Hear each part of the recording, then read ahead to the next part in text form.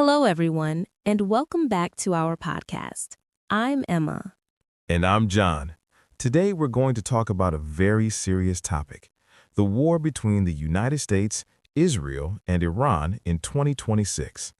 Yes, this conflict has quickly become one of the most important global events of the year. In today's episode, we'll explain the background of the conflict, what has happened so far, and why the world is paying close attention. And at the end of the episode, we review some useful English vocabulary and sentence patterns related to international news. Part 1. Background of the conflict. To understand this war, we need to go back many years. The relationship between the United States, Israel, and Iran has been tense for decades. That's right. One of the biggest issues has been Iran's nuclear program. The U.S. and Israel have long suspected that Iran was developing nuclear weapons. Iran, however, has repeatedly said that its nuclear program is only for peaceful purposes, such as energy production. Another important factor is regional influence. Iran supports several armed groups in the Middle East, including groups in Lebanon, Syria, and Iraq. Israel sees these groups as serious security threats. So tensions have been building for years. There were economic sanctions, cyber attacks, and occasional military strikes. But until recently, the conflict had not turned into a large-scale war. Part 2. How the war began.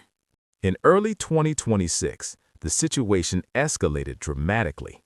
According to international reports, the United States and Israel launched coordinated military strikes on several targets inside Iran. These targets reportedly included military bases, missile facilities, and sites related to Iran's nuclear program. The United States and Israel said the strikes were meant to stop Iran from developing nuclear weapons and to weaken its military capabilities. But Iran described the attacks as an act of aggression and promised to respond. Part 3. Iran's response.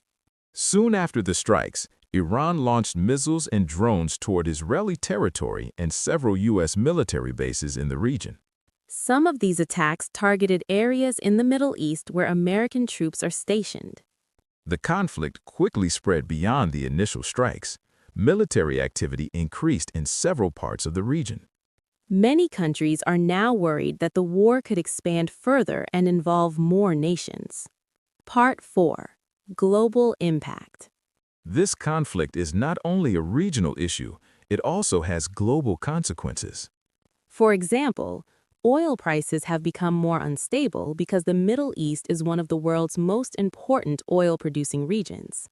And many governments are calling for diplomatic solutions to prevent further escalation. Before we finish today's episode, let's review some important vocabulary from today's discussion. 1. Tension, meaning a situation of political or military stress between countries. For example, tensions between the two countries have increased. 2. Nuclear program, meaning a country's activities related to nuclear technology or weapons.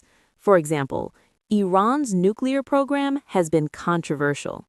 3. Military strike, meaning an attack carried out by armed forces.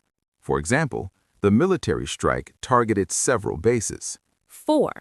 Escalate, meaning to become more serious or intense. For example, the conflict escalated quickly. 5. Retaliate, meaning to attack back after being attacked. For example, the country promised to retaliate.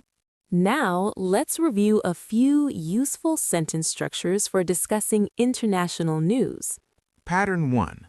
According to reports, for example, according to reports, several facilities were attacked. Pattern 2. The conflict escalated after, for example, the conflict escalated after the airstrikes. Pattern 3. Many countries are concerned that, for example, many countries are concerned that the war could spread. That's all for today's episode. We hope this discussion helped you understand both the news and some useful English expressions. Thanks for listening, and we'll see you next time. Bye.